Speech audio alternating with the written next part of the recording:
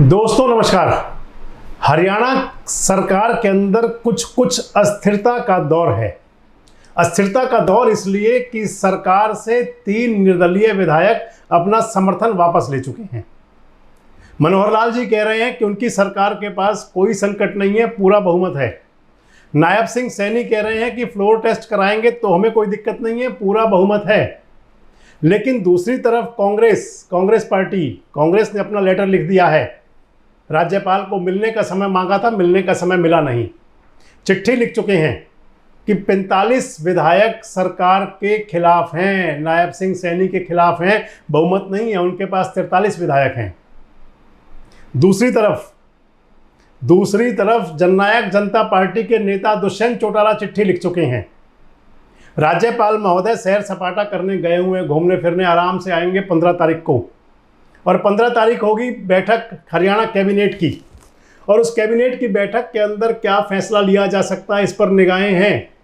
Haryana cabinet की बैठक में क्या ये फैसला लिया जाएगा कि विधानसभा का स्पेशल सत्र बुलाया जाए और अपना बहुमत दिखाया जाए कि हमारे पास पूरा बहुमत है। लेकिन दोस्तों, इस सब के पीछे बहुत सारे पेच हैं। इस सब के पीछे बहुत पेच हैं और आपको विस्तार से बताऊंगा कि आखिर कौन कौन से पेच हैं, और आपको यह भी बताऊंगा कि आखिर क्यों गवर्नर घूमने गए और क्यों गवर्नर नहीं चाहते। राज्यपाल महोदय घूमने गए हुए हैं। हरियाणा के जो कांग्रेस विधायक दल के उपनेता हैं आफ्ताब अहमद और उनके साथ भारत भूषण बत्रा, जो मुख्य सचेतक हैं कांग्रेस के, ये दोनों नेता गए थे राज्यपाल हाउस में, अपनी चिट्ठी दे करके आ गए। और उस चिट्ठी में लिख करके आ गए कि भैया 45 विधायक खिलाफ हैं, और जो 45 विधायक खिलाफ हैं जो लिख के दिया, उसमें कहा कि 30 विधायक तो उनमें कांग्रेस के हैं, उसमें कहा कि 10 विधायक जननायक जनता पार्टी के हैं, 3 विधायक निर्दलीय हैं उसमें जो सरकार के खिलाफ हैं, जिन्होंने भी समर्थन वापस लिया था।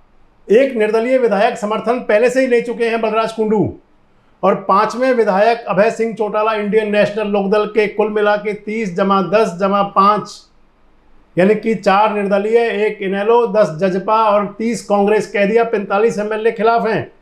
और अब राजनीतिक सूत्र बता रहे हैं कि राज्यपाल भवन ने, राज्यपाल निवास ने, राज्यपाल कार्यालय ने चिट्ठी लिख दी है, पत्र भेज दिया है कांग्रेस वालों को कि भैया अपने 45 विधायकों के नाम की सूची दो।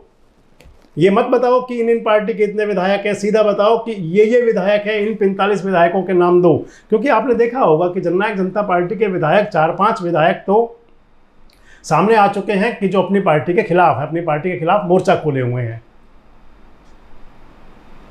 इसका मतलब क्या भारतीय जनता पार्टी नहीं चाहती कि फ्लोर टेस्ट हो? इसका मतलब क्या भारतीय जनता पार्टी ये चाहती है कि ये सब मामला ढका का ढका रह जाए? आपको एक उदाहरण दूंगा दोस्तों, और साथ साथ बताऊंगा कि उसके इंपैक्ट क्या हुए थे। ये लोकसभा चुनाव से ठीक पहले, लोकसभा चुनाव की घोषणा से ठीक पहले हिमाचल प्रदेश के अंदर एक इंसिडेंट हुआ था। राज्यसभा का चुनाव था, और राज्यसभा के चुनाव के अंदर कांग्रेस और बीजेपी के कैंडिडेट आमने सामने थे। राज्यसभा प्रत्याशी कांग्रेस के जो कैंडिडेट थे वो अभिषेक मनु सिंघवी थे, और जो भारतीय जनता पार्टी के कैंडिडेट थे वो कांग्रेस से बागी होकर के कांग्रेस छोड़कर बीजेपी में आए थे। बीजेपी ने उनको अपना प्रत्याशी बनाया था। कभी राजा वीरभद्र सिंह और प्रतिभा सिंह के वो बहुत नज़दीक हुआ करते थे उन कैंडिडेट को, जिनको टिकट दिया भारतीय जनता पार्टी ने। दोस्तों, 6 विधायक कांग्रेस के थे जिन्होंने उनको वोट नहीं दिया। 6 विधायक, बहुत टूट फूट मची थी। उसके बाद 3 विधायक और निर्दलीय भी थे, उन्होंने भी वोट नहीं दिया। एक एक करके उन 6 विधायकों ने रिजाइन दे दिया। हिमाचल प्रदेश में जो सारा इंसिडेंट चला, राजनीतिक हवाएं कहती हैं कि हिमाचल की जनता को ये वाला खेल पसंद नहीं आया था। हिमाचल प्रदेश की जनता को ये खेल पसंद नहीं आया था, इसलिए हिमाचल प्रदेश में जो 4 लोकसभा की सीटें हैं, उन 4 लोकसभा की सीटों पर अगर हमीरपुर को छोड़ दें तो बाकी 3 सीटों पर सशक्त मुकाबला बना हुआ है। कांग्रेस पूरी चुनौती दे रही है, और हिमाचल की हवाएं फिजाएं कह रही हैं कि उस देवभूमि के लोगों को भारतीय जनता पार्टी का वो षड्यंत्र रास नहीं आया था, पसंद नहीं आया था। और षड्यंत्र को देखते हुए बीजेपी के लोगों से, बीजेपी के कैंडिडेट से वहाँ लोग अब सवाल पूछ रहे हैं कि आखिर ऐसा क्यों हुआ। यानी कि एक सीट बचाने के लिए हरियाणा में तो ऐसा कोई मसला है नहीं, और जहाँ तक मैं आपको बताना चाह रहा हूँ और जिस बात तक मैं पहुँच पा रहा हूँ कि जो चिट्ठी, हालांकि कांग्रेस के लोग कह रहे हैं कि अभी उनके पास राज्यपाल भवन से कोई चिट्ठी नहीं आई, कांग्रेस के लोग कह रहे हैं कि राज्यपाल ने उन्हें कुछ नहीं लिखा, लेकिन सूत्र बता रहे हैं, कुछ सोशल मीडिया प्लेटफॉर्म्स पर चल भी रहा है, कुछ वेबसाइट्स भी लिख रही है नेशनल न्यूज़पेपर्स की, कि राज्यपाल भवन ने कांग्रेस को कहा है कि आप उन 45 विधायकों के नाम क्रमवार नाम लिख के दो, भाई ये विधायक हैं। क्योंकि नायब सिंह सैनी और मनोहर लाल दावा कर रहे हैं कि कुछ कांग्रेस के विधायक भी उनके संपर्क में हैं, कह रहे हैं कि कुछ जेजेपी के विधायक भी उनके संपर्क में हैं। भाई जब उन विधायकों के नाम लिख कर के उनके हस्ताक्षर करवाए जाएंगे, दस्तखत होंगे, तो पता लग जाएगा कि वो नायब सरकार के साथ हैं या खिलाफ हैं। सामने आ जाएगा कि वो नायब सरकार को बनाना, चलता रहना चाहते हैं या चलता कर देना चाहते हैं। इसलिए एक ये बीच का बड़ा तिगड़म वाला रास्ता निकला। वो कहते हैं ना कि सांप भी मर जाए और लाठी भी ना टूटे, ये रास्ता निकाला मैं समझता हूँ जहाँ तक भारतीय जनता पार्टी आला कमान ने। और राज्यपाल भवन की भूमिका पर आज बात करने की कोई ज़रूरत ज़्यादा होती नहीं, चाहे किसी भी राज्य की बात हो, और जब जिस भी पार्टी की सरकार देश में होती है, राज्यपाल उस पार्टी के हिसाब से चलते हैं हमेशा। तो इसलिए मैं आपको कह रहा हूं कि राज्यपाल भवन की तरफ से अगर ये बात जो चल रही है कि चिट्ठी लिख दी गई है कांग्रेस को कि आप बताओ आपके साथ कौन कौन से एमएलए हैं, उनके साइन करवा के दो, इस लिहाज से ना तो कोई पार्टी तोड़नी पड़ेगी, क्योंकि हरियाणा का चुनाव बहुत नज़दीक है।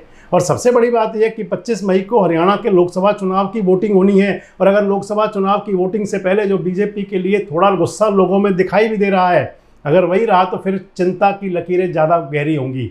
इसलिए बीच का रास्ता लगता है ऐसा निकाला गया है, ताकि फ्लोर टेस्ट की नौबत ही ना आए, किसी पार्टी को तोड़ना ही ना पड़े, किसी को अलग थलग करना ही ना पड़े। भैया कांग्रेस वाले आप बताओ कि आपके पास कौन से 45 विधायक हैं, आपकी फेवर में सरकार के विरोध के 45 विधायकों के नाम हमें लिख के दे दो। और जो हो नहीं सकता, क्या एक फिल्मी गाना है ना कि हो नहीं सकता, तो ये भी हो नहीं सकता कि 45 एमएलए लिख कर दे दें भूपेंद्र सिंह हुड्डा जी को और कांग्रेस के लोगों को कि भाई हम नायब सैनी सरकार को चलता करने के पक्ष में हैं। इसलिए रास्ते निकाले जा रहे हैं। जो मैंने आपको कहा था कि हरियाणा का राजनीतिक जो माहौल है इस समय एक लोकसभा चुनाव को लेकर गरमाया हुआ है, दूसरी तरफ जो विधानसभा की स्थिति है, जो सूबे की सरकार की जो कहानी है, उसको लेकर के भी बड़ा यहाँ पर कशमकश है। इस सब को लेकर के भी बहुत ज़्यादा पेच उलझे हुए हैं, और इन पेचों को सुलझाने की अब जो शिद्दत शुरू हुई है, जो कवायद शुरू हुई है, वो सामने आने लगी है। वैसे दोस्तों आपको क्या लगता है कि क्या वाकई नायब सैनी सरकार अल्पमत में है? मैं विश्वास होने या विश्वास खोने की बात नहीं, मैं अल्पमत की बात कर रहा हूँ, क्योंकि विश्वास जनता का होता है, और जनता का विश्वास अब लोकसभा चुनाव में 25 मई के बाद पता चल जाएगा कि कितना विश्वास उनका सरकार के साथ है और कितना विश्वास उन्होंने कांग्रेस को जताया या विपक्ष को जताया। इसलिए विश्वास मत की बात मैं नहीं कह रहा, मैं तो अल्पमत की बात कर रहा हूँ कि क्या आपको लगता है नायब सैनी सरकार अल्पमत में है? और आपको क्या लगता है कि क्या किसी प्रकार की इस प्रक्रिया से बचने के लिए नए नए खेल रचे जाएंगे? और आपको क्या लगता है कि क्या हरियाणा सरकार का फ्लोर टेस्ट होगा या वैसे ही बात बनी रह जाएगी? कमेंट्स बॉक्स में अपनी बात जरूर करें और जुड़े रहें हमारे साथ। देखते रहें देश रोजाना।